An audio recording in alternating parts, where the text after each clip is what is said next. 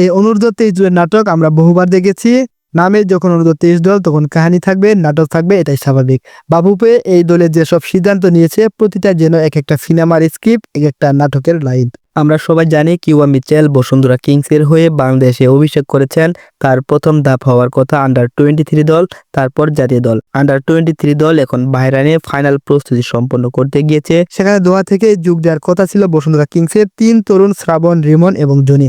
কিন্তু কিউবা মিচেলেরও যাওয়ার কথা ছিল। মিচেল ফিরে এসেছেন বাংলাদেশে, কারণ বসুন্ধরা কিংস তাকে এনওসি দেয়নি। কিছুদিন আগে অনূর্ধ্ব-23 দলের হেড কোচ সাইফুল বারো টিটু মিডিয়াতে নিশ্চিত করেছেন মেহেদী হাসান শ্রাবণ, রিমন হোসেন, মজিদুর রহমান জনি এবং কিউবা মিচেলের টিকিট ইতিমধ্যে নিশ্চিত করেছে।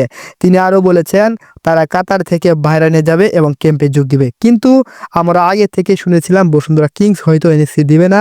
এটাই নতুন কিছু নয়, গত বছরেও এই নাটক হয়েছিল বাংলাদেশ যুবদল আন্ডার-23-তে। সাফ চ্যাম্পিয়ন হবার পর এএফসি আন্ডার-23 মূল পর্বের সুযোগ পেয়েছিল, কিন্তু তখনও বসুন্ধরা কিংস কোনো খেলোয়াড় ছাড়েনি। একই ঘটনা ঘটেছিল আন্ডার-20 দলেও। আমরা কিউবা মিচেলের এনওসি না দেওয়ার বিচার চাই। ফুটবল প্রেমী বন্ধুদের মাঠে নামার আহ্বান জানায়। বসুন্ধরা কিংসের সামনে কোনো গুরুত্বপূর্ণ ম্যাচ নেই, তারপরেও কেন তারা কিউবা মিচেলের এনওসি দেবে না? যদি বসুন্ধরা কিংস ক্লাবের সামনে গুরুত্বপূর্ণ ম্যাচ থাকতো, তাহলে যদি কিউবা মিচেলের এনওসি না দিত সেটা গ্রহণযোগ্য হতো বা সেটা আমরা মানতে পারতাম। যেহেতু বসুন্ধরা কিংস ক্লাবের সামনে কোনো গুরুত্বপূর্ণ ম্যাচ নেই, তাহলে কেন কিউবা মিচেলের এনওসি দিবে না? এই নাটকের আরেকটি অধ্যায় ফাহমিদুল ইসলাম 12 এবং 13 তারিখের মধ্যে বাংলাদেশে আসার কথা ছিল, কিন্তু অনূর্ধ্ব-23 দলের ম্যানেজার বলেছেন ক্লাব ইস্যুর কারণে এখনো বিষয়টি ঝুলে আছে।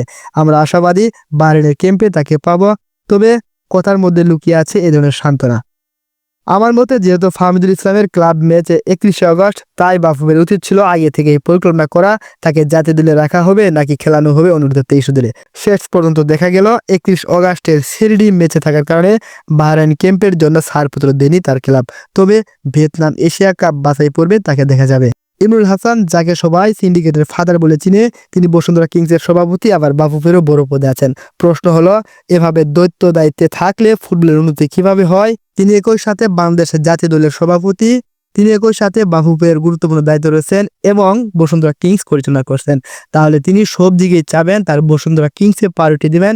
তিনি বসুন্ধরা কিংসের সুবিধাগুলো মাথায় রেখে তিনি জাতীয় দলের প্ল্যান করবেন, জাতীয় দলে পরামর্শ দিবেন।